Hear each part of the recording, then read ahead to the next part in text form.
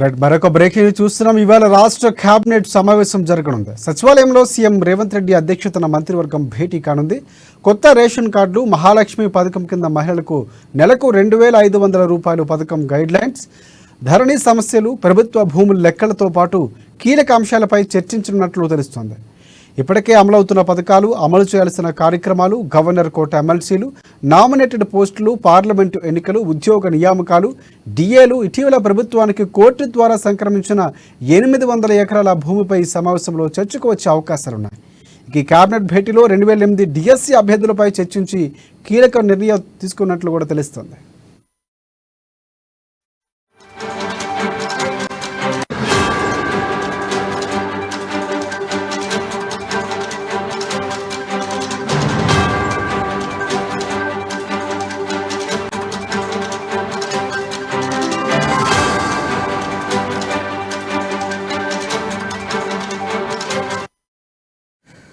Breaking news చూస్తున్నాం. ఇవాళ రాష్ట్ర కేబినెట్ సమావేశం జరగనుంది. సచివాలయంలో సీఎం రేవంత్ రెడ్డి అధ్యక్షతన మంత్రివర్గం భేటీ కానుంది. కొత్త రేషన్ కార్డులు, మహాలక్ష్మి పథకం కింద మహిళలకు నెలకు 2,500 రూపాయల పథకం గైడ్లైన్స్, ధరణి సమస్యలు, ప్రభుత్వ భూముల లెక్కలతో పాటు కీలక అంశాలపై చర్చించనున్నట్లు తెలుస్తోంది. ఇప్పటికే అమలవుతున్న పథకాలు, అమలు చేయాల్సిన కార్యక్రమాలు, గవర్నర్ కోట ఎమ్మెల్సీలు, నామినేటెడ్ పోస్టులు, పార్లమెంటు ఎన్నికలు, ఉద్యోగ నియామకాలు, డిఏలు, ఇటీవల ప్రభుత్వానికి కోర్టు ద్వారా సంక్రమించిన 800 ఎకరాల భూమిపై ఈ సమావేశంలో చర్చకు వచ్చే అవకాశాలున్నాయి. అలాగే ఈ కేబినెట్ భేటీలో 2008 డిఎస్సి అభ్యర్థులపై చర్చించి కీలక నిర్ణయం తీసుకున్నట్లు తెలుస్తోంది. దీనికి సంబంధించి పూర్తి అప్డేట్స్ అందించేందుకు మా ప్రతినిధి రాంబాబు మనకి లైవ్లో సిద్ధంగా ఉన్నారు. రాంబాబు, చెప్పండి. రాజశేఖర్ ముఖ్యమంత్రి రేవంత్ రెడ్డి అధ్యక్షతన సచివాలయంలో 2 గంటలకైతే కేబినెట్ సమావేశం భేటీ కానుంది. ఈ యొక్క కేబినెట్ సమావేశం పైన ఉత్కంఠ నెలకొంది. మొత్తానికైతే ఇటు లోక్సభ ఎన్నికలు రానున్న నేపథ్యంలో రేపో మాపో నోటిఫికేషన్ కూడా విడుదలయ్యేటువంటి అవకాశం ఉంది. కాబట్టి ఈ నోటిఫికేషన్ వేళ కేబినెట్ తీసుకున్నటువంటి నిర్ణయాలపైన ఉత్కంఠ నెలకొంది. ఏ నిర్ణయాలు తీసుకుంటారు, ప్రజలకేమన్నా మరిన్ని ఇంకా సంక్షేమ పథకాలు తీసుకొస్తారా, లేకపోతే ఇచ్చినటువంటి వాగ్దానాలు నెరవేరుస్తారనే దానిపైన ఉత్కంఠ అయితే నెలకొంది. దీంతో ఇటు కేబినెట్ భేటీలో కూడా ప్రధానంగా కొన్ని కీలకమైనటువంటి అంశాలు అయితే చర్చకు వచ్చేటువంటి అవకాశం ఉంది.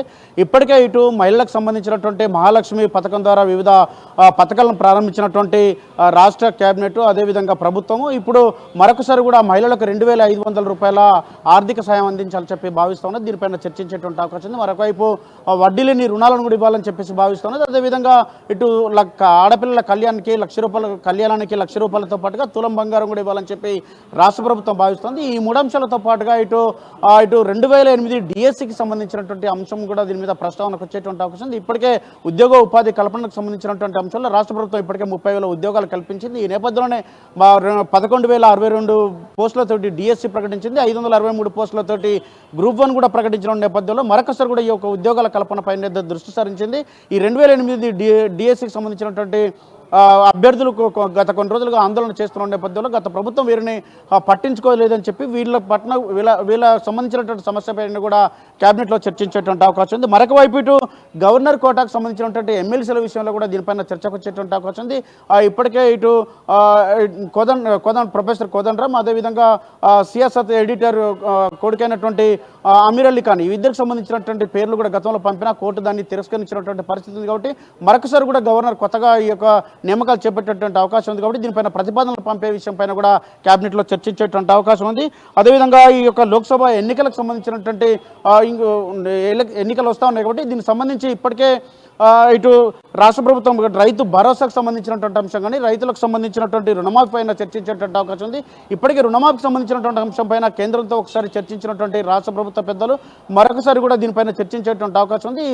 ఇటు ఆర్బీఐతో కూడా మాట్లాడినటువంటి పరిస్థితి ఉంది. 40,000 కోట్ల రూపాయలను దీనికి సంబంధించినటువంటి రైతు రుణమాఫీ ఉంది. కాబట్టి దీనిపైన ఏం చేయాలనే దానిపైన ఈ యొక్క ఎన్నికల్లోపే దీనిపైన ఏదో ఒక ప్రకటన చేయాలని చెప్పేసి అయితే రాష్ట్ర ప్రభుత్వం భావిస్తున్నది. మరొకవైపు ఇటు బీసీలకు సంబంధించినటువంటి కులగణన పైన ఇప్పటికే ఒక ప్రకటన చేసినటువంటి రాష్ట్ర కేబినెట్ మరొకసారి కూడా బీసీలకు సంబంధించినటువంటి కార్పొరేషన్లు ఏర్పాటు చేయాలని చెప్పేసి భావిస్తూ ఉన్నది. ధరణికి సంబంధించినటువంటి అతి కీలకమైనటువంటి ముఖ్యంగా ఇప్పటికే ధరలో 119 వరకు తప్పులు ఉన్నాయని చెప్పేసి ఇప్పటికే దానిపైన కొన్ని తప్పులను కూడా సవరిస్తున్నామని చెప్పడం జరుగుతుంది. అదేవిధంగా స్పెషల్ డ్రైవ్ను కూడా నిర్వహిస్తూ ఉంది.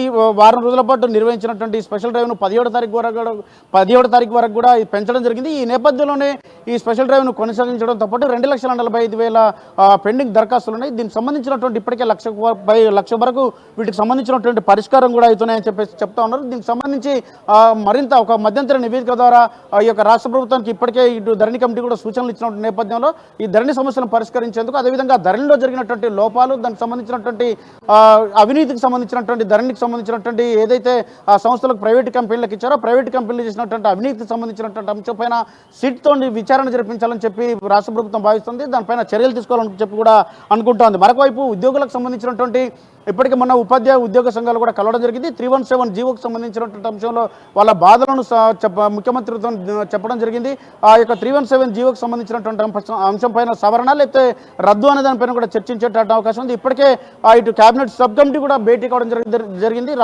దామోదరం రాజనరసింహ నేతృత్వంలో ఉదయం ఈ యొక్క భేటీ ఈ యొక్క 317 జీవో మీద భేటీ కావడం జరిగింది. మరొకవైపు ఈ వీళ్ళకి సంబంధించినటువంటి డిఏలు కూడా పెండింగ్లో ఉన్నాయి. 4 డిఏలు పెండింగ్లో ఉన్నాయి. 2 డిఏలు ఇవ్వాలని చెప్పేసి కూడా రాష్ట్ర ప్రభుత్వం ఒక సూచనప్రాయంగా ఒక అంగీకారానికి వచ్చినట్టు తెలుస్తోంది. దీంతో ఇటు 2 డిఏలను ఇవ్వాలని చెప్పేసి కూడా రాష్ట్ర ప్రభుత్వం భావిస్తున్న నేపథ్యంలో ఇప్పటికే దానిపైన ఇటు ఉద్యోగులు ఉపాధ్యాయులు కూడా దీనిపై ఆశగా ఎదురు చూస్తున్నారు. పిఆర్సీకి సంబంధించిన అంశం పైన గతంలో కాంగ్రెస్ సర్కార్ ఎక్కడైతే వివిధ రాష్ట్రాల్లో ఉందో అక్కడ కూడా ఈ యొక్క పిఆర్సీ అమలుకు సంబంధించినటువంటి రద్దుకు సంబంధించినటువంటి పాత పెన్షన్ విధానానికి సంబంధించినటువంటి అంశంలో కాంగ్రెస్ కీలకంగా ఒక రాష్ట్రంలో ఒక నిర్ణయం తీసుకోవాలని చెప్పి భావిస్తున్నది. గత కాంగ్రెస్ ప్రభుత్వాలు ఏ విధంగా తీసుకున్నాయో దాన్ని కొనసాగించాలని చెప్పేసి కూడా భావిస్తున్న నేపథ్యంలో అదేవిధంగా 100 రోజుల్లో అంటే ఇప్పుడు ప్రభుత్వం వచ్చి 100 రోజులు అయింది కాబట్టి 100 రోజుల్లో తీసుకున్నటువంటి ఈ నిర్ణయాలు, దాంతోపాటుగా అమలు చేస్తున్నటువంటి ఆ యొక్క పథకాలకు సంబంధించినటువంటి అంశాలపైన అటు కేబినెట్ సమావేశంలో అత్యంత కీలకంగా చర్చించేటువంటి అవకాశం ఉంది. వీటన్నిటి కూడా ఇచ్చిన రాష్ట్ర ప్రభుత్వం అమలు చేసినటువంటి పథకాలన్నింటి కూడా ప్రజల దృష్టికి తీసుకెళ్లాలని చెప్పి, ప్రజల్లోకి వెళ్ళాలని చెప్పేసి మంత్రులకైతే ఆదేశాలు ముఖ్యమంత్రి జారీ చేసేటువంటి అవకాశం ఉంది. దీనిపైన పార్లమెంట్ ఎన్నికలు ఉన్నటువంటి నేపథ్యంలో గత ప్రభుత్వం చేసినటువంటి తప్పిదాలు, అవినీతిని, వివిధ స్కామ్లు, కుంభకోణాలు వీటన్నిటిని ప్రస్తావించుకుంటూనే ఇప్పుడు వచ్చినటువంటి 100 రోజుల్లో ఇచ్చినటువంటి గ్యారంటీలు, హామీలు అమలుకు సంబంధించినటువంటి అనేక అంశాలని కూడా రాష్ట్ర ప్రభుత్వం అయితే ప్రజల దృష్టిలోకి తీసుకెళ్లాలని చెప్పేసి భావిస్తున్నది. మొత్తానికైతే పార్లమెంట్ ఎన్నికలు సమీపిస్తున్న వేళ, అంటే రేపు మాపు నోటిఫికేషన్ వస్తున్నటువంటి వేళ కేంద్ర కేబినెట్ సమావేశం అయితే అత్యంత ప్రాధాన్యత సంతరించుకుంది. ఒకవైపు ఈ కేబినెట్ సమావేశం జరుగుతుండగానే మరొకవైపు రాష్ట్రంలో ఉన్నటువంటి వివిధ ప్రధాన పక్షాలు కూడా ఇటు సభలు నిర్వహిస్తున్నాయి. ఈ నేపథ్యంలోనే దీనిపైన కూడా ఉత్కంఠగా ఎదురు చూస్తున్నాయి. ఇలా కేబినెట్ సమావేశంలో రాష్ట్ర ప్రభుత్వం ఎలాంటి నిర్ణయాలు తీసుకోబోతా ఉన్నది, ఇప్పటికే ఇచ్చినటువంటి 6 గ్యారెంటీలే కాకుండా దాంతోపాటు ఉద్యోగ కల్పనే కాకుండా ఉద్యోగాల సమస్యలే కాకుండా వివిధ అంశాలపైన, ఎందుకంటే కాళేశ్వరం సంబంధించినటువంటి ఇప్పటికే భారీ అవినీతి జరిగింది. 15 అంశాలపైన ఇప్పటికే దానిపైన విచారణ జరిపించాలని చెప్పేసి రాష్ట్ర ప్రభుత్వం భావిస్తున్నది. ఇప్పటికే దీనికి విజిలెన్స్ సంబంధించినటువంటి అధికారులు కూడా దీనిపైన ఒక మధ్యంతర నివేదిక కూడా ఇవ్వడం జరిగింది. భారీ స్థాయిలో అవినీతి జరిగిందని చెప్పడం జరిగింది. మొత్తానికైతే రాష్ట్ర ప్రభుత్వం అయితే కేబినెట్లో వివిధ కీలక అంశాలు తీసుకున్నది. ఈ యొక్క కేబినెట్ తీసుకున్నటువంటి నిర్ణయాలతోటి రాష్ట్ర ప్రభుత్వం ఎన్నికలకు వెళ్ళాలని చెప్పి భావిస్తున్నది రాజశేఖర్. క్యాబినెట్ సంబంధించి కీలక చర్చ అనంతరం సాయంత్రం జరగబోతున్నటువంటి సభ ఏదైతే ఉందో, సో వడ్డీకి సంబంధించిన వడ్డీ రుణాలు సంబంధించినటువంటి కార్యక్రమం సంబంధించి పూర్తిగా ఈరోజు సీఎం రేవంత్ రెడ్డి ముందు నుంచి కూడా తనదైన పంతాలో విరుచుకుపడుతున్నటువంటి పరిస్థితి కనిపిస్తుంది. ఈసారి ప్రసంగం చాలా కీలకం కాబోతుంది. సో ఎందుకంటే పార్లమెంట్ ఎన్నికలు సమీపిస్తున్న నేపథ్యం, 100 రోజులు పూర్తవుతున్న సందర్భం, తర్వాత పథకాలు అమలు చేయడానికి అవకాశం లేని నేపథ్యంలో వరుసగా అన్ని కార్యక్రమాలు ప్రారంభిస్తున్నటువంటి పరిస్థితి కనిపిస్తుంది. సో సీఎం రేవంత్ రెడ్డి ప్రసంగం ఈసారి పూర్తిగా ప్రజలకు హామీతో పాటు విపక్షాలకు ఒక రకమైన విమర్శలు చెక్ పెట్టేందుకు కూడా ఉండే అవకాశం ఉంది అనుకోవచ్చు మనం.